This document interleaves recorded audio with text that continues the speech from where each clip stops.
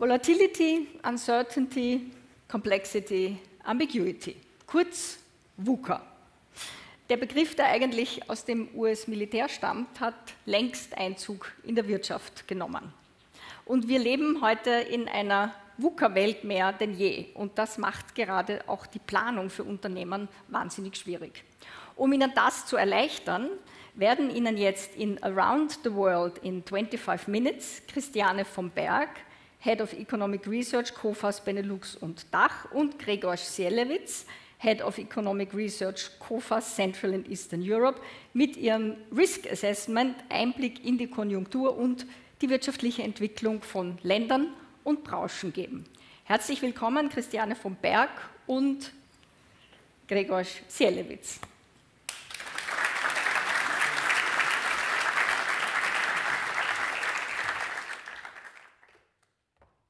Danke.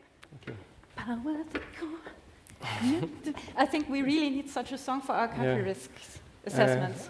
That was also my conclusion after that, what Eva said, Dagmar, Jarek, we had this great movie, that we are going to start again from these negative things. So indeed, I think we need something. But Dagmar, can we have your team so we make a video with a nice, catchy song on country risks so that people get a little bit in a better mood than, I mean, because when we show the country risk map, then the mood goes down again. So. But you're going to sing, not me. I can just dance, but colleagues here from Coface Austria knows that I can dance only in the evening. So basically, indeed, I was listening to all previous speakers, and I thought that we put it in a wrong order, this presentation, because we are starting again from our country risk assessment map, which is red. And red means risk, high risk, very high risk, or even in some cases extreme risk. Perhaps we can try to find some positive points and focus on these positive points, but not forget about risks. What do you think? You know, we will at some point talk about Austria. You realize that, huh? Right. So what? I think I have something. In terms of the European Union, the latest GDP growth data, they were not so bad, actually. They were weak, but quarter over quarter, in the second quarter compared to the first quarter of this year, it was plus 0.2. If you consider 0.2 as positive, okay, go with it. Yeah, it is positive. Yeah. This is maths, it is positive. But I agree with you, it's really weak. In year over year, so the second quarter of 2024 compared to the second quarter of 2023, it was 0.8. So finally, something is getting better, or not? Okay, that's good, I convinced you. But we also can refer to our country risk assessment map finally. In Europe, we have some countries that were upgraded, right? Really? Yeah, you don't remember that? Yeah, I remember that countries like Spain and Portugal got some support, for example, from German tourists who went to the Ballermann and ballered a lot, and that helped the service consumption and helped the GDP growth. Exactly, I think that's the point right now for Europe, and still for Europe. The German tourists are drinking too much, yeah, that's true. That those countries which base on services, on tourism, it's not like it was during the pandemic when they dropped a lot. Right now, for them, this is really the time of improvement, and we see Portugal, we see Spain, and A2 levels, which is better than, Germany. Yeah, do not say it. Do not say it. It hurts. But you are good in those models that are produced by our team. What's actually the country risk assessment? Yeah, so first of all, I think after this introduction, we need to clarify what we are looking at so that nobody gets confused here. We are looking at country risk assessment built by Coface, and these assess 162, now only 160 countries, because I think we lost Syria and others who are not part of our model anymore. And what we are looking at is actually a two-step model or assessment. The assessment is telling you how good or easy it is to do business, export credit business in a certain country, and it's built on two main pillars. The one is a structural pillar. The structural pillar includes, you remember? Of course not, that's your job. Oh, yeah, was true. So it includes how developed is your economy. So for example, if you're looking at Austria, it's clear that Austria is wild developed compared to other countries like Burkina Faso. No? I think there is no comparison here. It's understandable. Then there is political risk. So the political risk, and I do not say political risk in terms of who wins now the national election.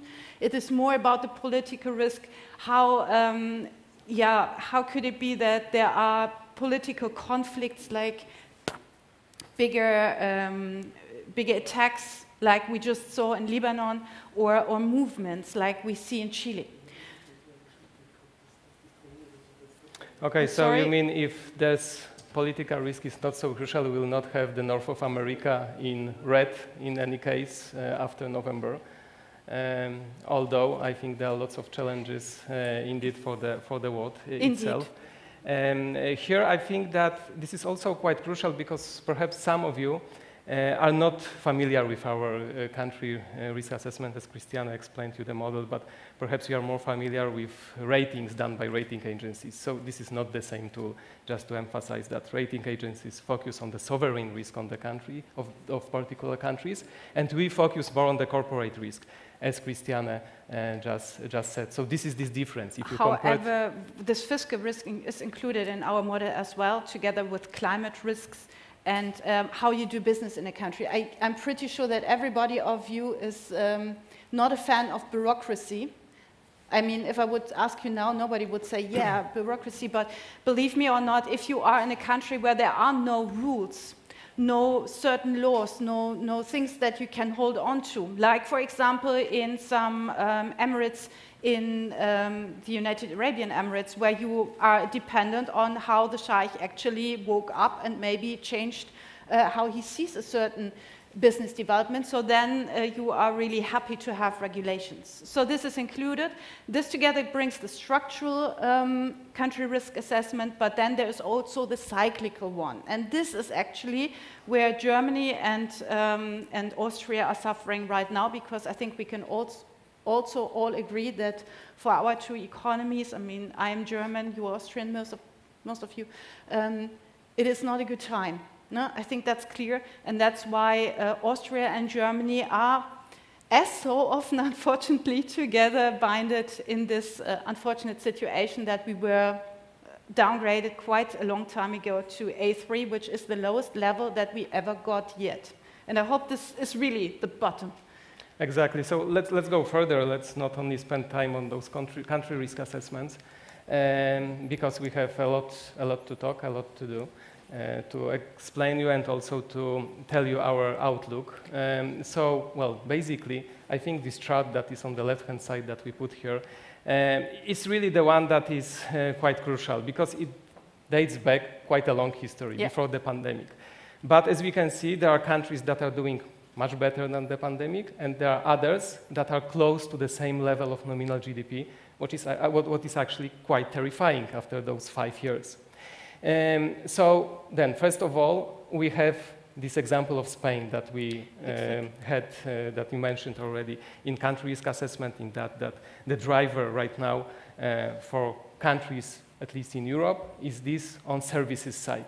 Exactly. That was, at the beginning, it was the main drag why Spain did not recover so much. I mean, they had to wait until the first lockdown was over, the second lockdown was over, then anything was coming back. But now they are profiting from the tourism thing, because I can see it in your faces. If I ask you, okay, you have not that much wage anymore to spend. That's clear. Our purchasing power went down. But who saved really in their vacation plans? Come on, be honest. Most of us did not. Most of us said, okay, I will not buy the new kitchen or the new sofa or the flat screen for the Euro 2024, but I will go, okay, I see their face, so you did not spend that much time on vacation, but more on others? So it is that people are saying, okay, I will go to Spain, I will want to live this summer, because who knows what will happen in the future. I mean, everybody of us is a bit afraid of that. So that's why we want to go into services, and that's what Spain is profiting from, and Portugal as well. But if I see the numbers here correctly, Poland is also really good. Why? Yeah, the story for Poland here is good. If we put also other countries from Central and Eastern Europe, like for example Romania, it would be even better. Why is that? Well, first of all, when we had this pandemic or after pandemic recovery, because it started already in 2021 or even late 2020, we saw that there was this intention to increase turnover of companies that was also affecting positively GDP growth. Also, companies were building inventories, what was positive for overall the economic activity.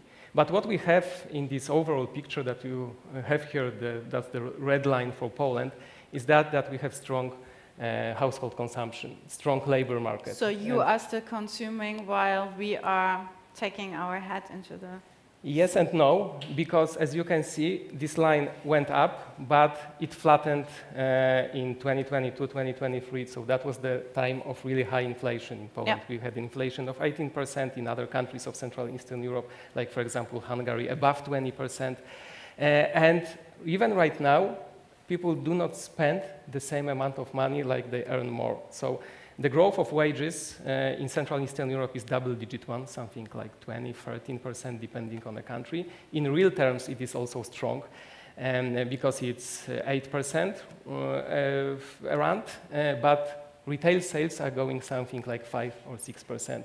Also, plus. Part of that, yes, plus still. I know that you are impressed that from the Western European perspective, especially from the German perspective, but nevertheless, it's not that this is the driver. And one last thing, because I wouldn't like that our presentation is focused only on Poland, although I would love to. We are not at the CRC in Warsaw. But as you can see, the latest increase is also for the military spending. Public consumption increased in the first half of the year, in the first and the second quarter, by more than 10% in Poland. Right now, Poland, from all the NATO countries, is the one that spends the most for military expenditures. It spent last year 3.9% of its GDP. It's even higher than it was in the US. Of course, in nominal terms, in the US, it's higher. In Germany, it's higher. In France. Obviously, they are but bigger in terms economies. of the size of the economy, Poland is number one. And this is also seen in such that this red line still went up recently. I mean, we see also in Germany and Austria some investments, but I think it's clear that it is not as strong as in Poland. Also, we do not have a direct border with Ukraine, so therefore we still have some. You are practically our buffer zone, we have to say it like that. One last thing to this chart that we are just showing you. I think you see Germany. Germany is this line that goes up to the 100, so back to pre-pandemic level, and then is not moving. So I don't know if anybody of you is watching hospital series like Grey's Anatomy, but if you have such a line in these series, the patient is dead. Just saying. Hopefully we are not dead, but what you see is a world of no growth. So for all the people who are like, okay, should our model not change, our economic model, should we not go for sustainable things like remain where we are, then you see nobody is really happy with that. And given Austria recovered quite well, made it up. And just one thing on this European environment, because you said indeed about Germany, I think it's a great, well, not great, but this negative example of that, what is happening when this economy is so dependent on the industrial side, on industrial sectors. And the same is like, for example, in the Czech Republic, which is the Central Eastern European country, but it's not doing like Poland, like Romania, but this industrial dependence makes that is following so closely the German economic activity. Yeah, I mean, that's the same for Austria. You are producing a lot to Germany and with quite high energy costs, also like Germany. So we are some kind of here again in the same bad situation. Actually, even a little bit worse in Austria than in Germany if you look at the GDP numbers. And that's what I want to show you on the other side. This is the GDP quarter by quarter, seasonally and price adjusted, and it is by what is contributing to it. And I think what's quite obvious, there are some things missing that are most of the time, other times there. Not only 2 or 3 things. So net exports means foreign trade, not really a big impact. So while as everybody is suffering a little bit from it, and nobody is giving the impulse and the push, nobody else will profit from it and can then buy again more from the others. So it's a little bit of a round circle, what I mean here. And that's unfortunately Europe. That's the story of Europe. The other things are private investments and private consumption. Private consumption, I think it's clear what I already said. We feel that our purchasing power is not back. We have the high prices, especially when we go to the grocery stores. It's always like, really? This is the end price? But I thought I have bought less. So it's really always, for me, it's always a surprise how much I have to pay in the end. And this gives me the feeling, okay, I should really save a bit more, maybe not in vacation, because I'm actually really good at vacations, but the rest, yes. Private investments, I mean, come on. If you do not have a perspective where things are going, how prices will evolve, how politics will evolve, given also the next election and the possible winner of this next election here in Austria, then it's hard to say, okay, I invest a big sum in a big equipment or in a new factory or anything else. So this means caution. And when everybody is being cautious, nobody can grow. And that's what we see actually. And it's seen, obviously, these 2 factors in the inflation rate, which is in Austria one of the highest in Western Europe, although it's coming back quite a lot right now. No, that's something. However, I mean, come on, the next wage increases are around the corner, which is in general quite good because we have again more money. The problem, however, is who is paying for that? Is it going into, again, higher consumer prices, or is it lowering the margins? For us, both is not really helpful. For us at Coface, I mean, for us as consumers, it would be great if it goes to the margins, but for all the companies, they could get insolvent out of it, which is obviously a threat to the economy as well. And when you're looking at interest rates, well, they are going down, and unfortunately, we are not up to date, or? You mean with the chart? Yeah. Right. We updated this chart, well, we finalized this chart to be ready for the presentation today. So, as you know, recently, or rather yesterday, the US Fed cut the interest rate by 50 basis points.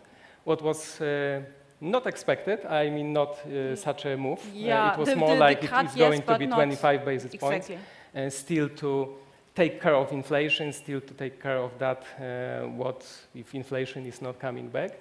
And well, here definitely we see that overall we have, nevertheless, despite that what I said, we have the process of cutting interest rates. It's done, of course, by the ECB. It already started. We also expect it will be continued, not only this, but also next year. 6 cuts, what do you think, till the end of 2025? I think 6 to 7 even. Mm-hmm. Depends how Christine is feeling it, mm-hmm. but no, probably it's more about how the inflation is really turning down and how growth is there, because what we see in inflation is, yes, goods consumption is going down, energy inflation is negative, but if you look at services, it's the same. If we all spend our money not on consumption goods, but on services, and we all know that during the pandemic, so many of the restaurants went down, so many people left the sector to work somewhere else and have not come back, that there are less possibilities to go out. And if we all want to go out but have a lower supply, then we all know from economics, demand and supply, the price goes up. And that's exactly what we see. Mm-hmm. Yes, that's it. But nevertheless, inflation is mostly in targets, right? That was enabled central banks to start this process of cutting interest rates, and that's why we expect it will be continued. Again, just talking few words about Poland, because Poland here on this chart is the one that you can see the uptick. I think it's a good conclusion overall for that, what is happening and what are conclusions of that what we had previously. So energy prices are not so high as they were in 2022. But like for Poland, the reason, the almost one reason for that is that there was a reverse on freezing of energy prices, and it was expected it will go up. Actually, it's not that it's 100% of getting out of those freezing. We could have another round of that at the beginning of next year that is going to be decided, but I think this is also the kind of conclusion for the overall economy. Okay, some measures were needed that put energy prices for households, for companies at lower, but of course budget deficits, they cannot enable that to keep those supportive measures for really long. So at some point they should be reversed, and we have unfortunately that with the uptick of inflation, not to 18% like it was in 2023 at the beginning of last year, but nevertheless higher and not in the inflation target. Okay, then let's jump into the sectors, because actually that's what we also promised to do. Coface is assessing sectors, risk assessment for 13 different sectors globally in 28 countries of the world. And here you see the example of Western Europe, where Austria obviously belongs. And we have here actually only a very limited scale system. It goes from low risk, average, high to very high risk. If I would look at that, before we start into it, if I would look at that in your region, what would be the main difference? Grzegorz? Well, I would start from the automotive sector, that here in Austria and in lots of countries in Western Europe, not lots, but all, yeah, is in high risk. Exactly. We have a little bit more optimistic look at that, but I don't know for how long, I will tell this way, because on one hand, Central and Eastern Europe, as you perfectly know, there are lots of factories there, not only vehicles that are produced, but also components, parts to the automotive production used in the automotive production. Those countries still use their competitive advantage. They still use that they are close to Western Europe. There are lots of FDIs that came to the region and lots of factories there. But if you look at dynamics of car sales in Central and Eastern Europe, they are relatively good, but it does not matter so much. What does matter is the external demand. Yeah. And right now, I think we have quite a big question marks on that. Yeah, indeed. Actually, in our region, automotive is really insensitive risk. To be honest, we thought that a few months ago we saw some actually improving signs, believe it or not, coming also from Central Eastern Europe, and we thought, maybe things are changing. But to be honest, that has really changed in the last months. Also now visible in the closing down of some factories of Volkswagen now in Germany. And there is a thing, if Volkswagen in Germany is really not working, then we have a problem. I would say in all over the automotive sector, because they were stable as ever.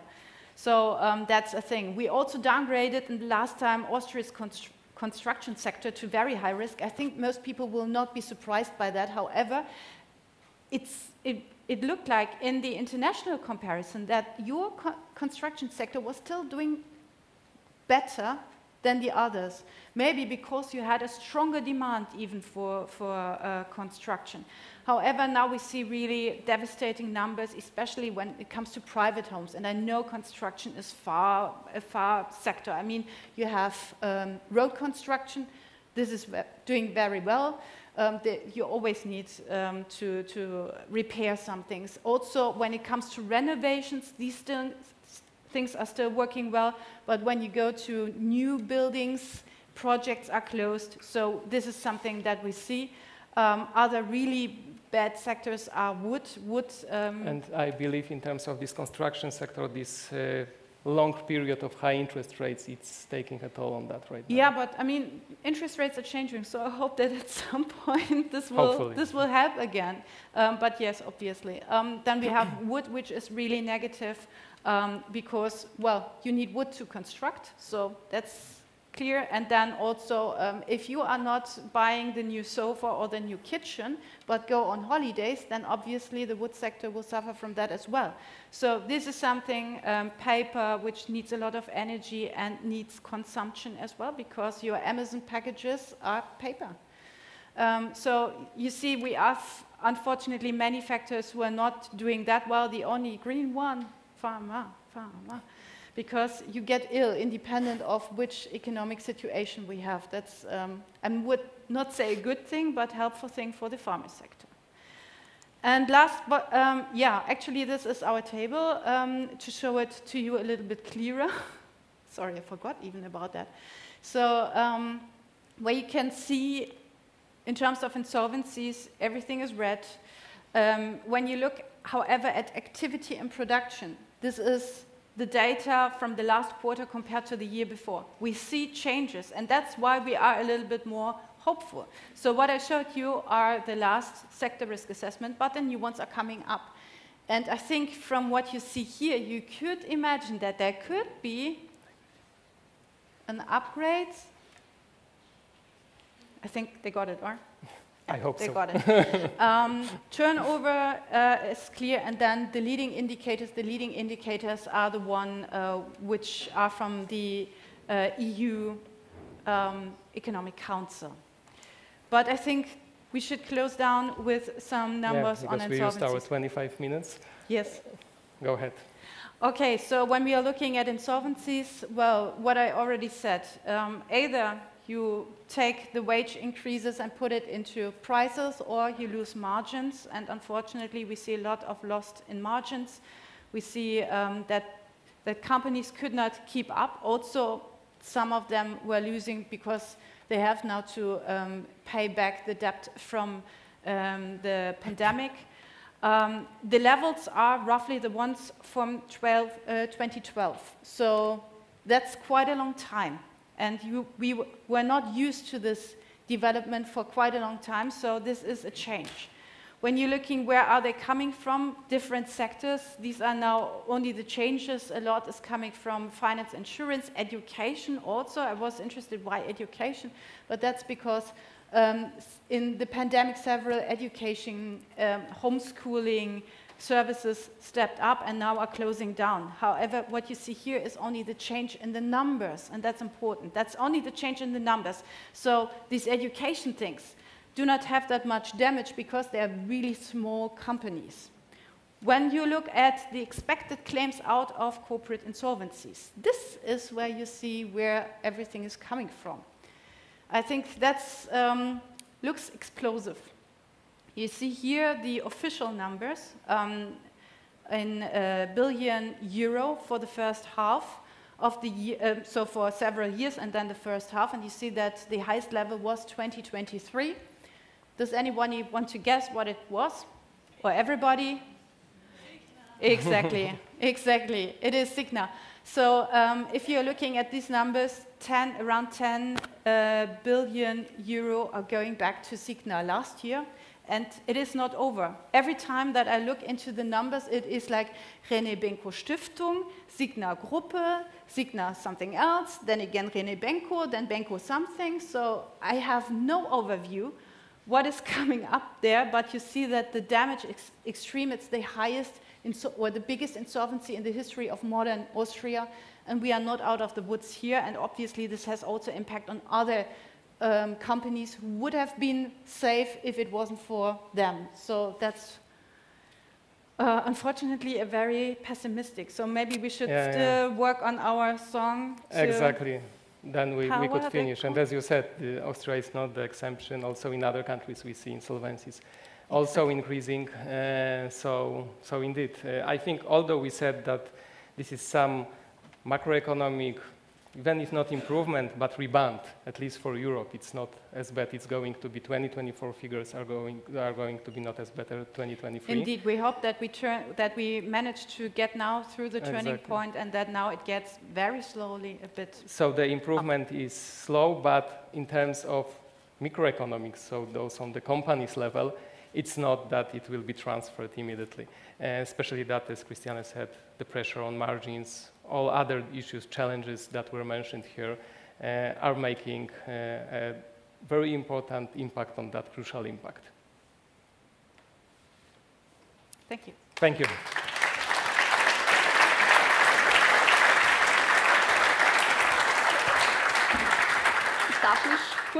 Ich darf mich kurz hier dazu gesellen. Ich hoffe, Sie haben schon ein paar Fragen vorbereitet, die wir uns jetzt im Slido anschauen können. Ich sollte sie eigentlich hier auf dem Bildschirm sehen. Ah, das sind sie schon. Erste Frage wäre, as far as I see on the latest country risk map, Italy is rated B and therefore weaker than some Eastern European countries. What is the reason for that? You want to answer this question? Well, I think on one hand, in Italy, we always had quite weak payment experiences. Yeah. So to be honest, this is something that we are discussing now for over a year internally. And Jarek, please take it down, that you do not understand. Maybe, wait, perfect. Also, jetzt sage ich es auf Deutsch, dann kann Jarek es nicht verstehen. No, but so not. Internally we are having a big discussion around that because we do not think that Italy in general should be in B, but a bit better. The problem is, however, that it was already quite along in A4 before the energy crisis happened. And we see that a lot of the development that Italy had in later times was due to state support. So Giorgia Meloni from Fratelli d'Italia, who originally wanted to exit Europe, I have not seen any attempt for that yet, but she is having the super bonus. The super bonus means that you get a lot of state support for your taxes, for renovation of your houses. Therefore, we have construction really well in Italy. But we all know they have already a debt burden of 135, 140, I do not know, in terms of public debt. Exactly. And this is a main threat for us. Sovereign risk is part of our country risk model. So therefore, if we would say from dynamic terms, it should be in A4. But from the structural terms, it is more a B country than several others in Central Eastern Europe. Okay. Vielleicht, ich frage jetzt nochmal in die Runde, gibt es hier noch im Raum so eine Frage, die persönlich hier gestellt werden möchte? Alternativ ist da noch eine. Wenn nicht, dann stelle ich noch die eine, die es hier auf dem Screen gibt. Is a fight with inflation over, or could there be negative surprises that would reverse central banks' current approach? I believe we could have some surprises, although right now our expectation is that, especially for the Eurozone, for the US, we see that the inflation is really on low levels. But let's take into account also what's happening outside, like with commodities. Okay, energy commodities like oil is relatively right now with low price, 74, I think, Brent oil barrel this morning. And we have this, for example, switch in China from traditional cars, engine combustion cars, to electric ones. It means that the demand for oil, for petrol, for fuel is lower. But on the other hand, we have supply chains which are not disruptions that there used to be.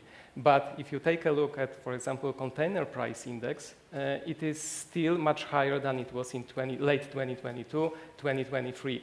If we have this rebound that is strengthening and the demand is coming back, it could also be the inflation driver. So right now, our baseline scenario is that inflation will not go up. But if we have all those challenges materializing, then we can see again inflation going up, and then it would also probably result in decisions of central banks in terms of interest also rates. When you look at the geopolitical risk, everybody knows what's happening in Lebanon right now. If there is a big breakout of the war of the Hezbollah and Israel, then it could be that they are closing down the Strait of Hormuz, so no container with oil can come through that. The prices will shoot up, and here we go again. with inflation rates that are really increasing, because we know it from the last time. It's mostly about energy prices and not so much about oil for a salad that jumped up in the prices. So. We have an additional question here concerning Austria. What was the inflation level number in the financial crisis in Austria, and where are we really coming from compared with your expectations? Can we go back to the presentation? Because we had it there. Do you know? I don't know by heart, so therefore I would like to show the slide where we had the inflation during the crisis. Therefore, No, you had only the inflation, the claims during the crisis. no. Use inflation level numbers, exactly. So here we go. There we are. This is, it was above 10%, roughly around 10%. You see it, Austria? Don't mean the inflation, I mean the insolvency, sorry. Ah, okay. Unfortunately, we do not have them here because the quarterly numbers were not published that far. But during the pandemic, when you mean that, or during the? I mean the financial crisis. Financial 29. I do not have the numbers with me. I do not know it by heart. So after 29, the highest level was 7.4. Yeah. No, insolvency. Insolvencies, but it was written inflation. Therefore, I was surprised. So we are still away, I think, from these levels in most of our countries. So we do not, and also I do not expect that we go back to that, because this is, I mean, we are not stupid. I mean, not we, but we are not stupid. We learn from our mistakes and errors, and that's what we did during the financial market crisis. So many countries developed something like furlough, Zeitarbeit, and Kurzarbeitergeld, that's the German word that I was looking for, so to keep companies running even through their times, while in 2009, the companies just went bankrupt. So we do not expect to go there. But when you're looking at the levels, if it's as high as 2012, and that was a major impact for the Austrian economy, that says a lot. And also that our economy is not used to it anymore. Sorry for that, but Okay, I think once you are talking about insolvencies, it's getting hotter and hotter. You cannot. Thank you so much. I think we need to move on. We're already a little bit behind. It's ready. English, sorry. Applaus, vielen Dank.